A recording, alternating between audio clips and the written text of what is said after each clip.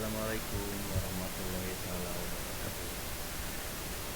Apa kabar semuanya? Ya, semoga semua dalam keadaan sehat ya. Oke, hari ini kita akan belajar PDTM. Apa sih PDTM? Nah, di sini ada kerjaan dasar teknik mesin ya.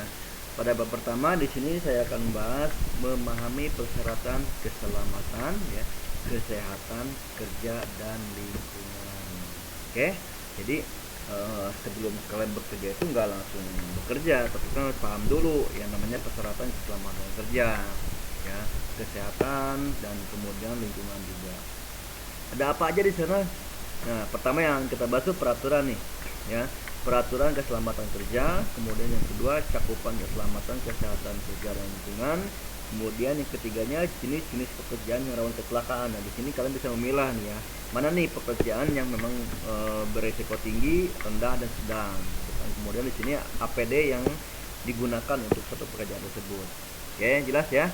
Oke, kita bahas yuk this out. Yang pertama ya, di sini ada materi pembelajaran tentang peraturan keselamatan ya.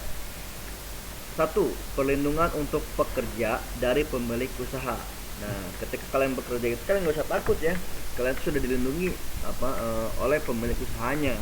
Nah, di sini tercantum dalam undang-undang ya, pasal 86 ya dan 169 Undang-Undang Ketenagakerjaan atau Undang-Undang Nomor 13 Tahun 2003, di mana undang-undang tersebut ya, Undang-Undang Ketenagakerjaan mengatakan bahwa semua buruh atau pekerja mendapat hak dan atas perlindungan keselamatan kesehatan kerja yang terdapat pada Undang-Undang Nomor 1 Tahun 1970 ya. Kemudian perlindungan diri. Nah, kalian juga dapat perlindungan juga nih. Undang-Undang Ketenagakerjaan menyatakan bahwa pengusaha wajib memiliki rencana ya, wajib memiliki rencana usaha dan memiliki rencana keselamatan dan kesehatan kerja. Undang-Undang Kesehatan Kerja tahun 1970 memiliki aturan tentang perlengkapan keselamatan diri dan mengharuskan pengusaha untuk menyediakan perlengkapan keselamatan. Nah, jadi APD-nya itu semua yang dibutuhkan ya pengusaha lah yang memiliki usaha ya, yang menyediakan, seperti misalkan kacamata, helm, apron, kemudian sarung tangan, kalau pakaiannya itu wear pack-nya itu semua pengusaha ya atau pemilik usaha yang menyediakan. Jadi kalian di sini cukup memiliki keahliannya saja gitu.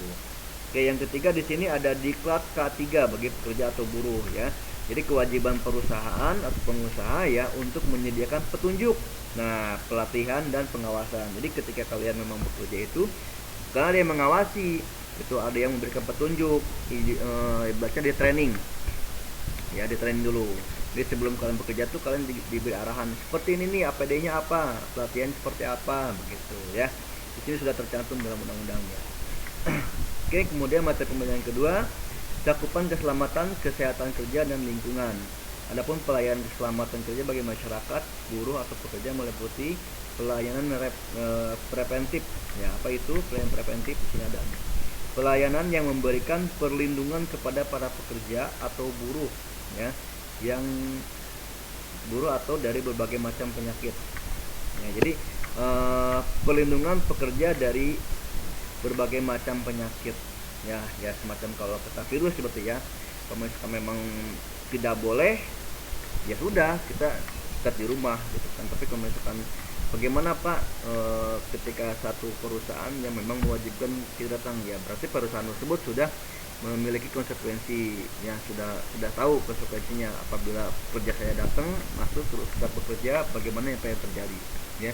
Dan semua itu tercantum dalam undang-undang tadi gitu. Jadi tidak bisa semena-mena terhadap pekerja gitu ya gitu. Pelayanan promotif, di sini pelayanan peningkatan kesehatan para pekerja atau buruh supaya meningkatkan gairah kerja. Nah, jadi di sini pelayanan promotif itu semacam kalau kita ada UKS ya, kalau dulu tuh kalau tiap sekolah kalian vaksin. Nah, ini juga ada ketika bekerja. Jadi per tahun sekali itu ya, per tahun sekali biasanya perusahaan itu mengundang yang namanya tim dokter atau tim kesehatan. Nah, di sini dicek nih ya, dicek kesehatannya itu apabila memang memburuk atau ada yang dikeluhkan nanti akan diberi obat. Nah, itu semuanya gratis ya, disediakan oleh perusahaan. Pelayanan kuratif adalah pelayanan pencegahan untuk menjaga semua pekerja atau buruh apabila ada salah satu pekerja mengalami gangguan kesehatan. Maka pekerja tersebut mendapatkan pengobatan supaya tidak tertular pada pekerja yang lain. Oke, seperti misalkan gini, pengobatan terhadap penyakit kecelakaan kerja. Ya, misalkan gini, kalian lagi sakit nih, kemudian kalian nggak bisa kerja, ya nggak masalah, ya itu kalian artinya diberikan hak kalian ya untuk mendapatkan pelayanan kuratif, yaitu apa, diobati gitu, atau mungkin bila perlu dirawat ya udah dirawat di rumah sakit kan gitu ya. Pelayanan rehabilitatif, pelayanan kepada pekerja atau buruh yang mengalami kejadian sehingga tidak mampu lagi bekerja. Nah ya, misalkan gini amit ya, untuk misalkan kalian lagi kerja, kalian sampai misalkan tangannya patah atau misalkan diamputasi, nah itu kan berarti kecelakaan yang tidak mampu lagi untuk bekerja ya. Nah makanya di sini kalian akan mendapat pelayanan rehabilitatif atau mungkin di pendidikan gitu, dapat berarti punya PHK berarti ya, punya apa namanya ya gaji terakhir lah gitu kan, bonus gitu. Jenis-jenis pekerjaan yang rawan kecelakaan. Nah, di sini kecelakaan kerja bisa terjadi di mana saja ataupun ya, yaitu di udara, darat, laut, dan berbagai macam faktor lainnya, gitu ya. Nah, ini adapun tempat yang rawan kecelakaan seperti ini ya, pabrik kimia. Nah, ini rawan kecelakaan di sini ya. Ini yang sampelnya. Kemudian di sini ada akan sangat berbahaya sekali karena apabila terjadi kecelakaan bisa mencemari lingkungan yang dasar. Nah, ini dampaknya pada semua gitu, ke masyarakat. Kemudian proyek pembangunan. Nah, kenapa bisa disebut rawan kecelakaan ya? Ini terjadi karena kurangnya pengetahuan tentang keselamatan kerja yang tidak memudahkan.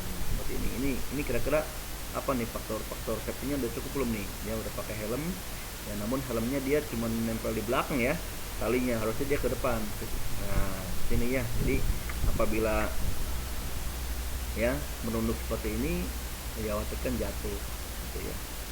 Apalagi ya safety-nya ini dia nggak menggunakan sarung tangan ya. Tuh kalau kita lihat dari sini. Ya. Kemudian apalagi, nah ini lihat nih, ini kan dari ketinggian nih, ya ini ketinggian, harusnya dia itu menggunakan yang namanya seat belt, tuh seperti itu ya. Tuh. Peleburan besi, nah di sini juga sama, peleburan besi sering jadi kecelakaan kerja karena peralatan yang sudah aus tetapi tidak diganti atau tidak terdeteksi kerusakan. Biasanya kalau misalnya peleburan besinya pun ya, tembaganya pun ini jignya, namanya jig ya, biasanya ya lama kelamaan yang kena panas bisa aus gitu kan gitu. Oke, di sini nih kira-kira apa nih APD-nya nih yang memang rawan kecelakaan ya, bisa kalian identifikasi ya. Nah, seperti perkebunan kelapa sawit ya, apa nih APD-nya? Nah, ini khawatirkan ya dia menggunakan sarung tangan ya, ketika menebang ya ada percikan tebangan yang masuk ke bagian tubuh gitu ya. Tuh seperti ini. Oke. Nah, ini dia ya, ini petambang minyak Pertamina ini ya, tambang minyak dari Pertamina. Kira-kira ya APD apa nih yang ada di sini? Oke. Jenis-jenis alat pelindung diri atau APD. Nah, ini dia nih APD nih ya. Alat pelindung kepala, ini helm nih ya.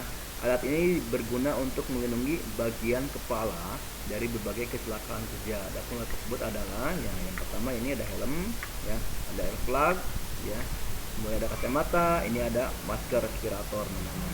Ya, ini biasanya digunakan untuk bahan kimia ya, mengecat, ini menggunakan seperti ini. Ya, kalau ini gunakan untuk mengelas biasanya dengan berhubungan dengan mesin-mesin perkakas gitu, yang berbising gitu. Oke. Kemudian nah ini dia helm, berarti ini digunakan untuk dari benturan benda ya, kacamata dari debu, kemudian tutup telinga atau air plug ya, melindungi telinga dari kebisingan ya, masker digunakan untuk melindungi mulut dan hidung dari debu dan udara. Oke. Di sini ada, nah ini apa nih, alat pelindung badan ya, pelindung badan menggunakan bermacam bersih pelindung tubuh, ini namanya apron ya. Tuh, ini pelindung tubuh. banyak ya wear pack atau apron ya. Wear pack ini bajunya ini ya kan, kemudian apron ini namanya apron nih ya. Pelindung pakaian atau wear pack adalah sebagai identitas juga sebagai pelindung badan dari kecelakaan kerja ya, jadi percikan api. Dia macam-macam alat anggota tubuh. Nah ini dia nih, ini ada sarung tangan. Sarung tangan tuh banyak jenisnya ya, ada karet ini kan, ada rubber nih, ada vinil, ada netil ya kan, ada sarung tangan kain, katun ini kan, pilar dan lain sebagainya ya.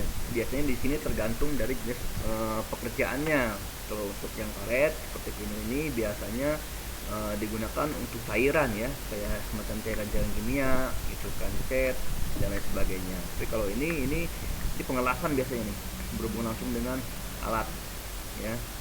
Tapi ada tapinya nih, ketika memang kalian bekerja di tempat yang berputar ya, pastikan kalian tidak menggunakan katun ya, itu berbahaya. Walaupun itu safety ya, untuk safety tapi berbahaya itu yang untuk katun. Pergunakan sarung tangan yang antibakterial ini ya, anti vibratif.